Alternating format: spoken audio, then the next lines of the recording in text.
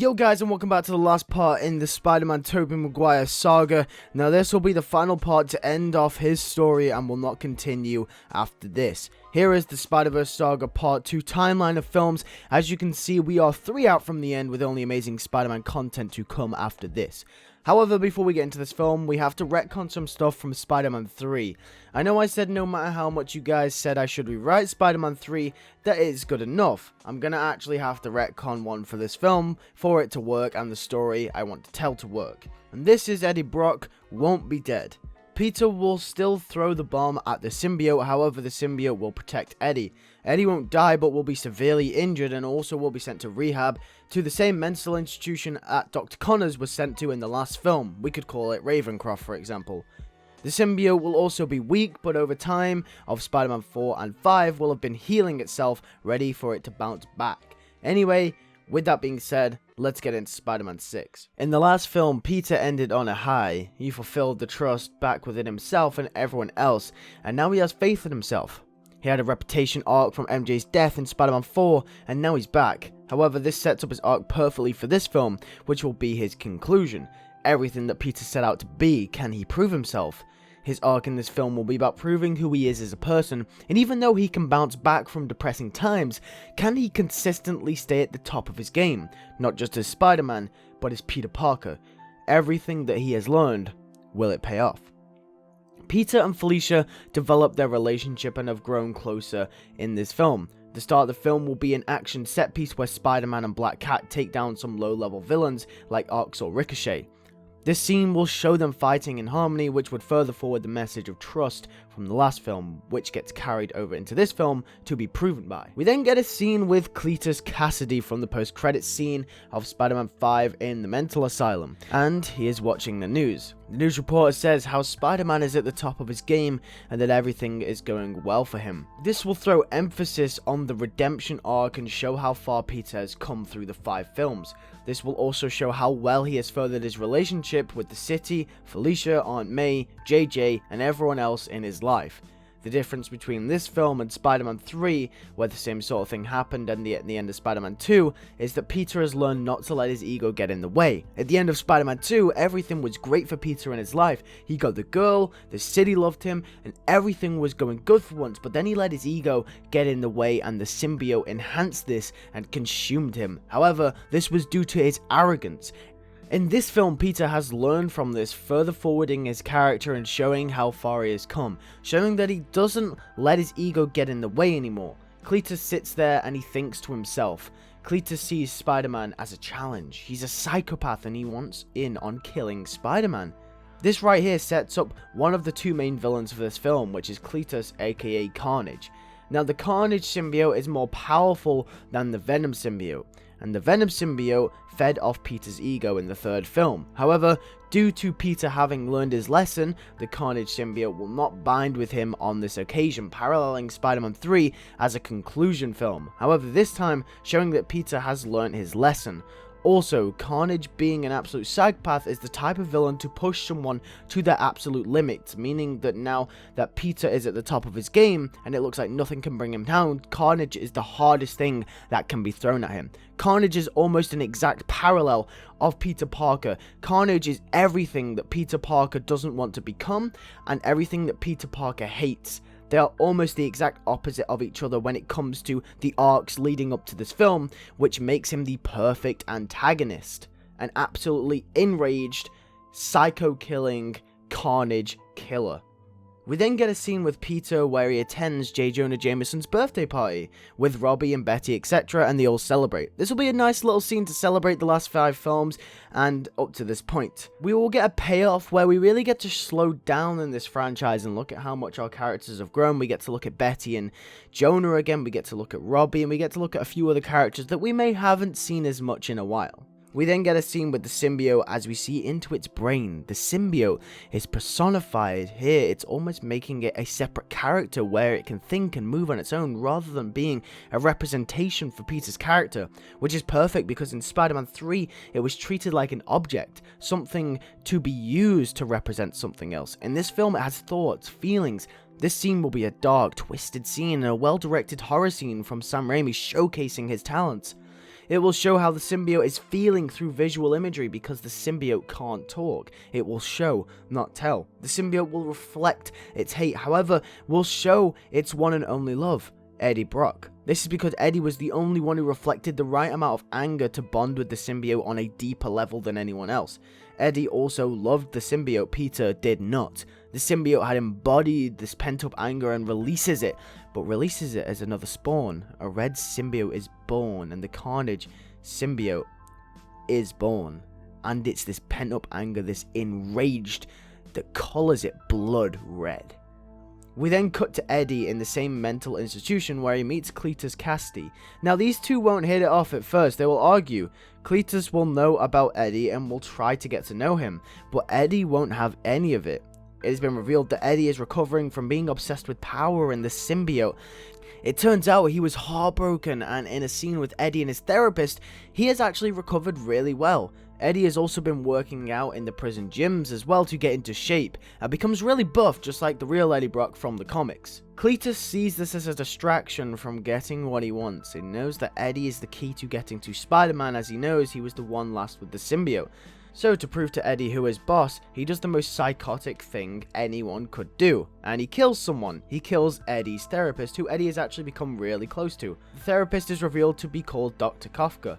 And he didn't just do that, he wrote the initials CK on the wall in Dr. Kafka's blood. Turns out CK was the name of Cletus' alias when he went around killing people and was called the Carnage Killer, which also actually ironically stands for Cletus Cassidy. This angers Eddie a lot, and a fight breaks out between Eddie and Cletus. Eddie manages to get the better of Cletus and they're both dragged apart.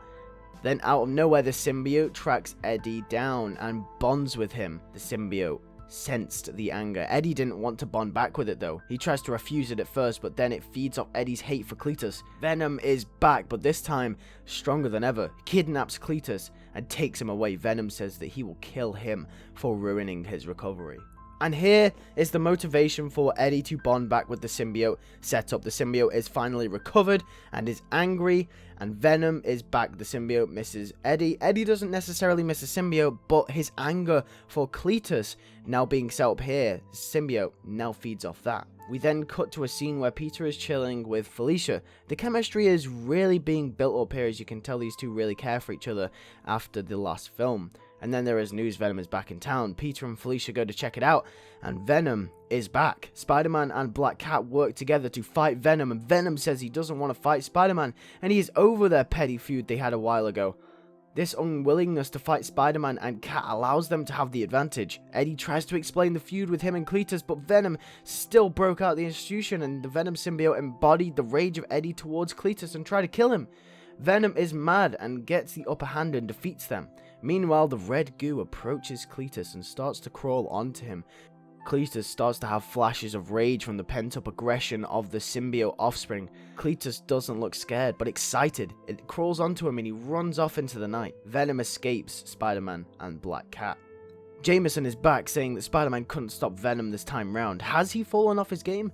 Peter, now on edge, needs to prove himself that he can live up to the name and reputation that he has created with his greatest battle yet. Peter is unsure with himself and will share a scene with Felicia in the park at night. This scene will also further forward the chemistry that these two characters have been going over for the past 3 films. As Felicia comforts Peter, they grow closer. Peter and Felicia end up kissing each other in the park as they dwell. We cut to Carnage as Venom has tracked him down. Carnage has a witty interaction with Venom, stating that it was his destiny that a person like Cletus Cassidy winds up with the Carnage symbiote. With this amount of power, Cletus could cause massive amounts of destruction and kill so many people and push Spider-Man to the absolute limit. The insanity of Cletus Cassidy is honestly thriving off the Carnage symbiote. It's also revealed in this scene the reason Cletus is so insane is because he was raised up by an abusive father, and eventually in his twisted mind killed his entire family. If the city can put Spider-Man up on a pedestal, Carnage will bring him down. Carnage doesn't like anyone that thinks they can be above him, just like his father. Venom and Carnage now share a bond. Carnage, with all the pent-up aggression forwarded by the Carnage symbiote, tries to tell Eddie of the time that he hated Spider-Man and the time that Spider-Man almost killed him and the symbiote. Venom argues back, saying that we don't want that anymore, we want you gone out of our life. Venom tries to fight Carnage, but Carnage comes out on top. Carnage escapes into the night once again. The next day, Carnage is out in force and he's killing people left, right and center. Spider-Man goes out to fight him. Carnage wipes the floor with Spider-Man. Spider-Man stops him momentarily. However, Carnage is way too powerful. The cat comes in to help. However, she has never seen Peter this injured in a fight before. Carnage was about to kill Peter until Venom comes in and stops him. Venom and Spider-Man, Peter and Eddie Brock have a moment where they help each other and look at each other. Eddie mentions that even though he doesn't really like Peter, he's still over their feud a while ago. He has grown since then. His character has developed. They agree to team up and take down Carnage. However, Carnage escapes once again. Carnage needs to take them out one by one. He wants to break Spider-Man. There is a scene with Peter and Felicia where Felicia tells Peter that they can't go out fighting him again, especially Peter. Carnage revealed that he wanted to kill Peter and wanted him dead, and Felicia knows that Carnage will break him.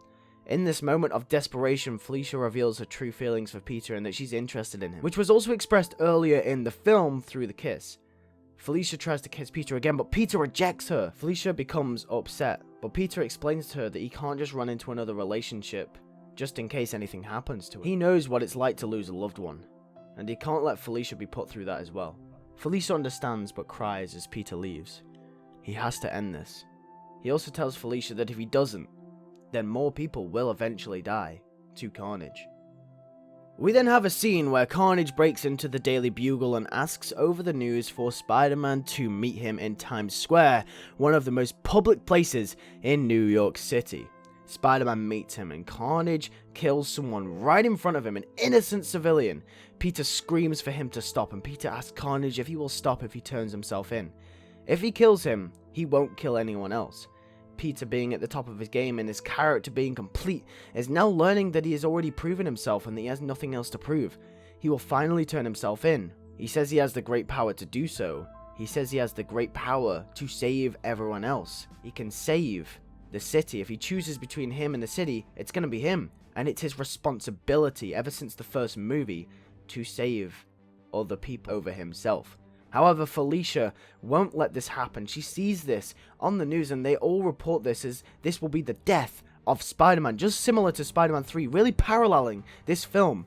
We understand that this film is not just a sequel to Spider-Man 5, but this is a sequel to all the films in the series now, building up to this one powerful moment of Peter Parker. Felicia goes and finds Eddie, and we get a scene with Felicia and Eddie, and Felicia asks Eddie to help him. Eddie says no, because no one can beat Carnage, no one can save Peter, he's too powerful. Felicia says they at least have to try, she can't lose Peter like she lost her mother back in Spider-Man 4. Just as Carnage was about to land a final shot to Peter, Felicia and Venom show up to the scene and start to fight Carnage. Peter gets up and fights them with them. Even though his character is seemingly complete, there was one more lesson that Peter needed to learn here. And even though he was willing to make the selflessness act of sacrifice play in the place of everyone else, Felicia teaches him that you can't ever give up and always must fight till the end. Felicia, Venom and Spider-Man all fight Carnage and finally find a way to beat him. They will find a way to beat him similar to how they beat Venom in Spider-Man 3, with noises, maybe some fire, and it breaks out in a huge battle, and finally they win. Venom, Eddie Brock having the Venom symbiote, finds a way to remove the symbiote from Cletus, but before Cletus can be taken away back to the same asylum, he tells Spider-Man that he beat him this time, but Peter can't handle that kind of pressure again, and that eventually he will break. Someday, he will die. Peter and Eddie have a talk. Eddie says that he isn't the same person as he was before. He said that he will take the symbiote and travel to San Francisco to start a new life. There's nothing for him here, and he promises to use the symbiote for good purposes and won't kill anyone else. Peter is fulfilled. His relationship with Brock is repaired, Carnage is gone, and that is it. Felicia and Peter hold the final scene where they talk about the events that have transpired. Felicia and Peter say they love each other and they kiss as one final swing happens for our friendly neighborhood Spider-Man, the world's greatest superhero. We then get a post-credits scene 10 years later, and Madam Web visits with Miles Morales and Mayday Parker, and they say that they have a problem. The multiverse needs Peter Parker's help, and that is the end. So yes guys, as you can probably tell now, I am not just doing Miles Morales in the Spectacular Universe for Spider-Verse. we are bringing in everyone. I mean, you guys probably could have guessed this. Yes, there will be Spider-Verse. And I will be revealing more Spider-Men and women to come in the next couple of episodes of this series. We're getting really close to the end now, guys. Spider-Verse is coming, yes. I decided to reveal it here when Madam Web obviously visited Miles Morales in Ultimate Spider-Man, Mayday Parker at the end of that one, and now Tobey Maguire at the end of this one. Spider-Verse is coming. Also, Eddie Brock did go for San Francisco, meaning that he is now an anti-hero. The reason I did bring back Venom in this one, I wanted to give him his own story. I wanted to make a movie where Venom had a redemption arc, and then could potentially set up a Venom spin-off movie, which actually was originally going to happen in the Sam Raimi universe anyway. But this time, you can have a similar movie to the 2018 Venom movie where he goes to San Francisco, and he gets a symbiote, and he does good there. But that is it for this universe. I won't be making a video about the spin-off Venom movie, as I've already made a lot of Venom stuff already in this series. So I won't be making a Venom spin-off movie unless you guys really want it. But anyway, just so you know, Venom does go to San Francisco, and that is the end of his story. With that being said, this is the end of the Sam Raimi Spider-Man universe. This was the conclusion to Peter's character. This was showing everything he'd gone through over the past 5 films and everything he had learned as well, and it was the cherry on top of the cake. It was pushing him to his absolute limits to show what kind of man he has become, and Carnage proved this. And with that being said, thank you guys for watching this video. Look out for the Amazing Spider-Man 4 that's coming soon. I'm actually making the Amazing Spider-Man 5 too, and I'm also going to be making Sinister 6, and then we will be doing Spider-Verse. With that being said, thank you guys for watching. I'll see you guys in the next one. Peace.